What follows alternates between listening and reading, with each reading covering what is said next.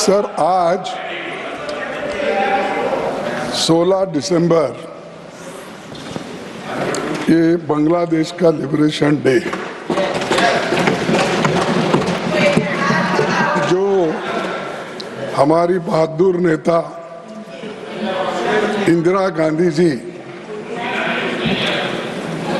पाकिस्तान के 2 टुकड़े करके और बांग्लादेश को लिबरेट करके और 1 लाख लोग, 1 लाख पाकिस्तानी सैनिकों को बंदी कराकर इस देश को बचाया और इस देश की शान पूरे दुनिया में चले गई और सारे लोग और 1 लाख लोगों को बंदी करना बहुत मुश्किल काम है।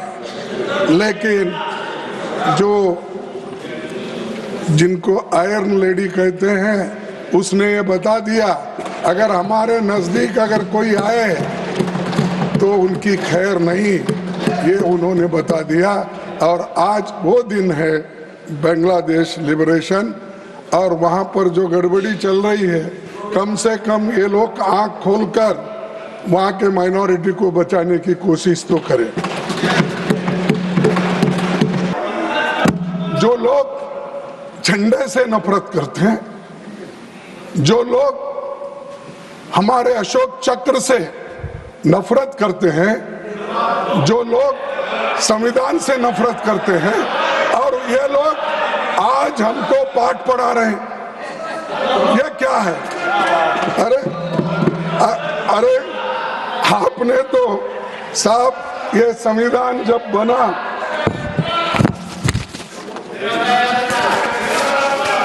आपने जब ये संविधान बनी सर, उस वक्त संविधान को जलाने वाले लोग लालमय, ये जो रामलीला मैदान में बाबा साहब अंबेडकर और जवाहरलाल नेहरू जी का और महात्मा गांधी जी का पुतला वहां पर रख के इन्हों जलाए उस दिन, जिस दिन इम्प्लीमेंट हुआ।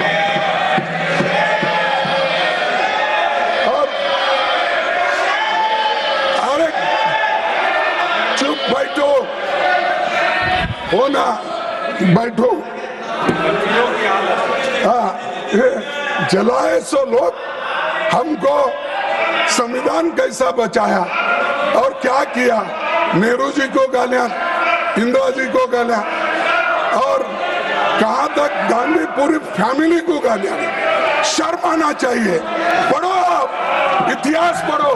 कॉन्स्टिट्यूंट असेंबली के डिबेट पढ़ने के बाद, संविधान बनने के बाद आप लोगों ने कैसी बातें संविधान के बारे में आपने बोला है, कहा है, आप तो देख लो। लेकिन ऐसे लोग टीका करते हैं सर। और एक I have a mind to enrich myself, जो किताब आपने दिखाई है पढ़ो सर। बाद में नहीं, अभी देता हूँ। मनुस्मृति, ये मनुस्मृति की किताब, ये 3-4 मैं जला वो उतना पढ़ दो और मेरे को वापिस कर दोगे, क्योंकि आजकल मिलता नहीं। Honorable members, can I return a document put on the table? I can't. It has to be put on the table. अच्छा, मैं और एक खरीद के देता हूँ। Please continue. 7 दिसंबर 2022 का दिन याद दिलाना चाहता हूँ, जब पहली बार सभापति के रूप में इस सदन में पधारे थे। मैंने आपके स्वागत में कहा था कि आपको नियमों, मेंबर्स के अधिकारों और भावनाओं की जानकारी बहुत है। जैसे संसद 2 सदनों के मिलकर चलती है, उसी तरह लोकतंत्र सत्ता पक्ष और विपक्ष के 2 पहियों पर चलता है। सत्ता दल का अपना सरकारी एजेंडा होता है और हम लोगों के मुद्दों को यहाँ और उनके सवालों की चर्चा हम चाहते हैं। मैंने कहा था, हमारे संविधान निर्माताओं ने जिस मकसद से राज्यसभा का गठन किया, उसी भावना से ये सदन काम कर पा रहा है या नहीं, इस पर आप गौर कीजिए, इस पर आप बोलिए। और टीका करने से आपके पाप धो जाने वाले नहीं है। जो कोविड में मरे, जो हर जगह आज जो अट्रॉसिटीज हो रहे, शेड्यूल कास्ट पे हो रहे, शेड्यूल ट्राइब से हो रहे और महिलाओं पे हो रहे। यहाँ तक आप सुने होंगे सर, मध्य प्रदेश में एक शेड्यूल ट्राइब्स के बच्चे के मुंह में यूरिन कराया, मूत्र। इन समस्याओं को पहले सुलझाओ। लोगों को जो हमारे को जो बुद्धि दे रहे हैं ना, अपनी गवर्नेंस को सुधारो, वो छोड़कर आप मनमाने बोल रहे हैं सर। और दूसरे चीज ये है कि सबसे पहले मैं उन महान नायकों को श्रद्धांजलि देता हूं जिन्होंने एक समतावादी भारत का सपना देखा था। और सभापति जी, स्वाधीनता संग्राम के दौरान ही संविधान निर्माण की सोच उपजी थी। कांग्रेस के इतिहास से ये गहराई से जुड़ा है और 1931 में सरदार पटेल की अध्यक्षता में कराची कांग्रेस अधिवेशन में जवाहरलाल नेहरू ने मूल अधिकारों और आर्थिक नीति पर प्रस्ताव रखा था, जो पारित हुआ। ये ऐसा ही कॉन्स्टिट्यूशन नहीं बना, ये मूवमेंट से बना, ये आजादी के लड़ाई से बना। और उसी वक्त ये सोच थी 1931 का, ये आज का नहीं है। और नेहरू जी ने संविधान सभा की मांग को 1937 के चुनाव का केंद्रीय मुद्दा बना दिया था। पंडित जवाहरलाल नेहरू ने मुझे अन्य बातों के अलावा संविधान सभा के गठन से उत्पन्न प्रभावों का अध्ययन करने के लिए विवश किया है। गांधी जी ने कहा था, जब उन्होंने कांग्रेस के संकल्पों की पहली बार इसे पेश किया, तो मैंने इस विश्वास के साथ अपनी संतुष्टि कर ली कि उन्हें लोकतंत्र की तकनीकी बारीकियों के बारे में बेहतर जानकारी है, परंतु मैं पूर्णतः संशय मुक्त नहीं था।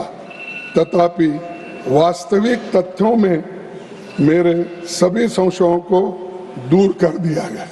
ये महात्मा गांधी जी, पंडित जवाहरलाल नेहरू जी के बारे में और उस वक्त किस ढंग से संविधान बनाना और इसका किस तरीके से काम होगा, ये महात्मा गांधी जी ने स्वीकार किया, जो पंडित जवाहरलाल नेहरू जी ने कहा था।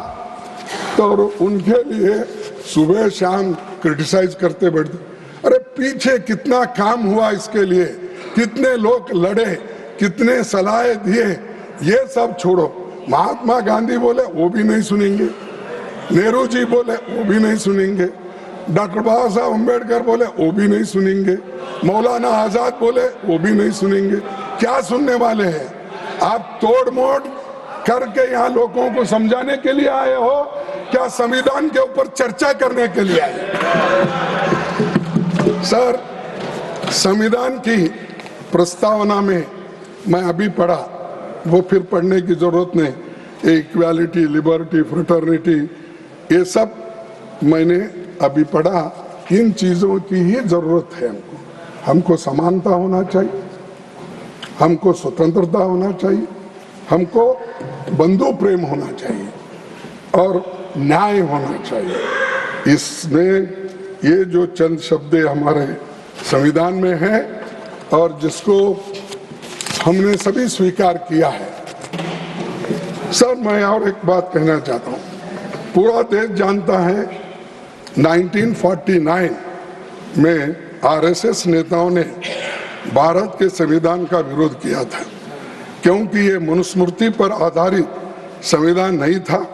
इस बारे में आरएसएस के मुखपत्र ऑर्गेनाइजर ने 30 नवंबर 1949 के अंक में विरोध करते हुए संपादकीय यानी एडिटोरियल में ये लिखा था, आप लोगों के मन में आज भी मनुस्मृति वो कायम है। मैं बार बार बोलता रहा, आप लोग उल्टा हमारे ऊपर ही इल्जाम आप लगाते रहे।